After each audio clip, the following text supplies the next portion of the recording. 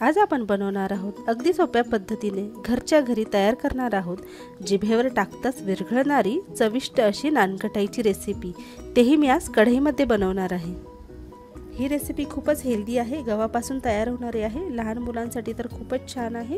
ही recipe मी कशी बनवणार आहे त्यासाठी तुम्हाला हा व्हिडिओ शेवटपर्यंत बघावा लागेल। आणि जर तुम्ही माझ्या चॅनलवर नवीन असाल तर प्लीज माझ्या चॅनलला सबस्क्राइब करायला अजिबात विसरू नका। नमस्कार, मी रुपाली तुमचे स्वागत करते आहे रुपालीज किचन रेसिपीमध्ये। चला तर मग आपण कृतीला सुरुवात करूया। एका बोलमध्ये मी असं घट्ट असं तूप घेतलं आहे, साजूक तूप घेतलं आहे। 3 चमचे घ्यायचे आपल्याला। वितळलेलं तूप अजिबात घ्यायचं नाही आहे, असंच घट्ट तूप पाहिजे आपल्याला। त्यानंतर मी इथे पिठी साखर टाकली आहे। पिठी साखर मी 3/4 कप घेतली आहे, म्हणजे एकूण 12 चमचे आहे चमच्याने जर घेतलं तर। आणि आपण याला व्यवस्थित आता मिक्स करून घेणार आहोत। साखर व्यवस्थित त्याच्यामध्ये मिक्स झाली पाहिजे। हे बघा, अशा पद्धतीने आपल्याला हे खूप फेटायचं आहे। जोपर्यंत तुपाचा पिवळेपणा जात नाही आणि थोडा पांढरा होत नाही हे मिश्रण, तोपर्यंत त्याला फेटायचं आहे। थोडं हलकं झालं पाहिजे अशा पद्धतीने।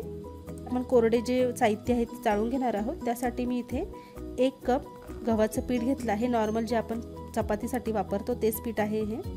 त्यानंतर मी इथे अर्धा कप बेसन पीठ घेतलं आहे। आता मी त्याच्यात टाकते आहे अर्धा चमचा बेकिंग पावडर, पाव चमचा बेकिंग सोडा, त्यानंतर चिमूटभर मीठ ॲड केलं आहे मी। आता हे आपण सर्व चाळून घेऊया। त्यानंतर मी इथे 3 चमचे बारीक रवा घालते आहे।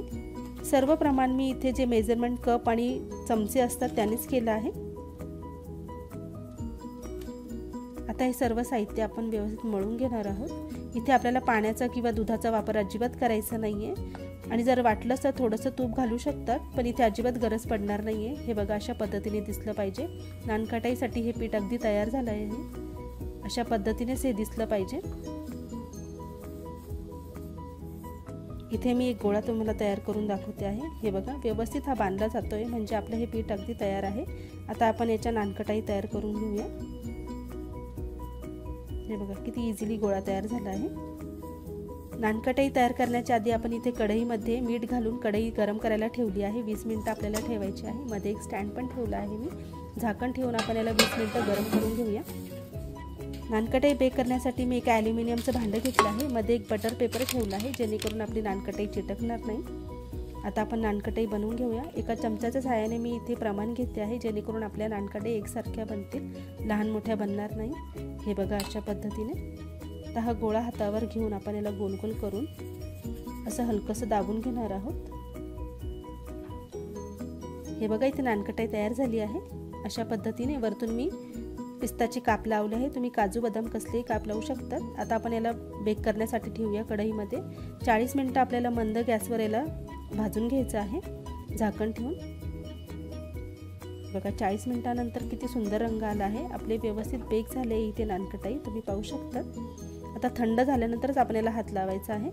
खालून किती सुंदर रंग आला आहे, तुम्ही पाहू शकता। मी इथे तुम्हाला एक नानकटाई तोडून दाखवते आहे। आतूनही किती सुंदर रंग आला आहे।